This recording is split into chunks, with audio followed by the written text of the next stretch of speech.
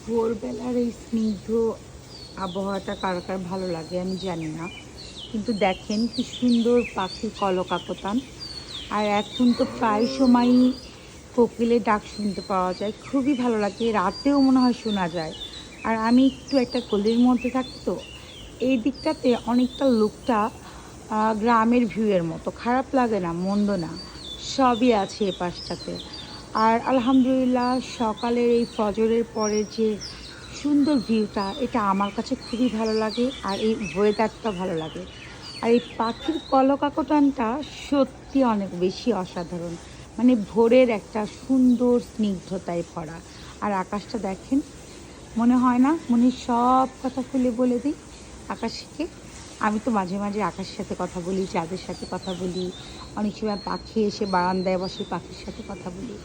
আপনাদের কেমন লাগে বলে যাবেন। আল্লাহ হাফিজ।